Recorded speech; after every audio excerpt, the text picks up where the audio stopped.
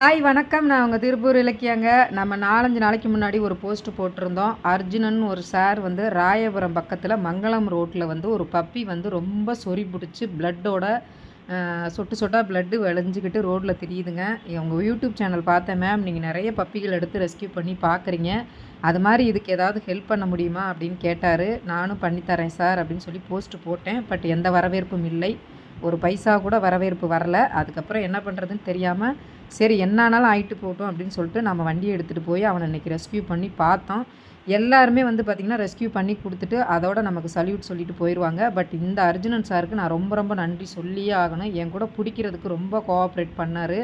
கூட இருந்து கொஞ்சம் கூட க்ளவுஸ் கூட போடாம, கொஞ்சம் கூட யோசிக்காம, அப்படியே நான் சொன்னதெல்லாம் செஞ்சு, இந்த பப்பி ரொம்ப அடம் பிடிச்சிருச்சுங்க. ரொம்ப பிரச்சனை பண்ணிருச்சு. பார்க்குறதுக்கு தான் ரொம்ப சாஃப்ட்டா இருந்துச்சு. 2வது நடக்கக்கூட முடியல. ரொம்ப இதா இருந்துச்சு. வயசு என்னமோ 2 வயசு தான் இருக்கும்.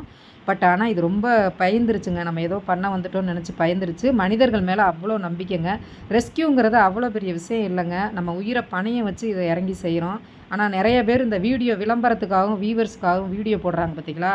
அவங்களுக்கெல்லாம் என்னங்க வழி தெரியும்? நாய வச்சு காசு சம்பாரிக்கிறேன். நாய வச்சு காசு வாழ்ந்துகிட்டு இருக்கேன். அப்படின்லாம் மனசாட்சியே இல்லாம பேசுறாங்கங்க. 6 பப்பி வந்து நமக்கு ஹாஸ்பிட்டல்ல இருக்காங்க. எல்லாமே 30,000லேருந்து 40,000 ரூவாய்க்கு செலவாகக்கூடிய பப்பிங்க. பட் ரூ. 30,000 பக்கம் கூட கலெக்ஷனே ஆகல. இன்னும் 1,70,000 நம்ம ஹாஸ்பிட்டலுக்கு கட்ட வேண்டியது இருக்கு. நாங்களே அந்த கஷ்டத்துல நாங்க போயிட்டுருக்கோம். ஆனா கொஞ்சம் கூட கூசாம வீடியோ எடுத்து விளம்பரம் போட்டுட்டு வியூவர்ஸ் பார்க்கறதுக்கும், இதுக்கெல்லாம் நானாங்க கிடைச்சேன். என் மனசாட்சிக்கு நான் நேர்மையா நடந்துக்கிட்டு இருக்கேன்.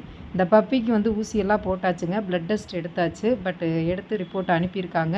பிளட் அனுப்பியிருக்காங்க. இன்னும் நமக்கு 2 நாள்ல என்ன என்ன எந்த மாரி இன்ஃபெக்ஷன் தெரியும். இப்போதைக்கு இவனுக்கு ஒரு டேப்லெட் குடுத்தாங்கங்க. அந்த டேப்லெட் வந்து பார்த்தீங்கன்னா, ரூ. 2,000 வந்துச்சு.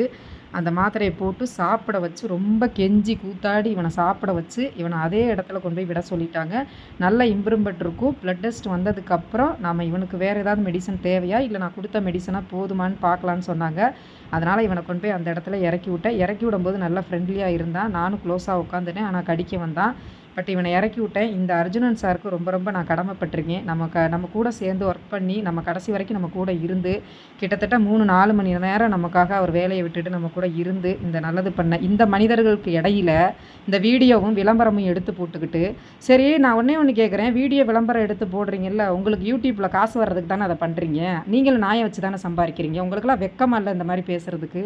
எதுக்கு அடுத்தவங்கள நோகடிக்கிறீங்க? நீங்களும் இறங்கி செய்யுங்க. தயவுசெய்து என்ன பேசுகிறவங்க ஒரு பப்பியாவது ரெஸ்க்யூ பண்ணுங்க. ட்ரீட்மெண்ட் பாருங்க. நான் ரொம்ப சந்தோஷப்படுறேன். என்னைக்குமே இந்த ஒரு விஷயத்துல நான் யாரையும் போட்டியாவும், பொறாமையாவும் நினைக்கவே மாட்டேன். இவர் போல நல்ல மனிதர்கள் இருக்கிற உலகத்துல தான் இந்த போட்டி, பொறாமையோட வாழ்றவங்களும் இருக்காங்க.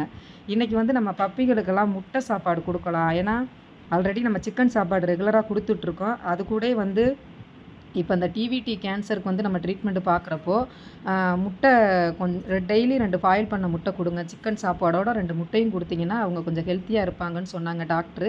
2 ஹாஸ்பிட்டல்லயுமே அத தான் சொன்னாங்க.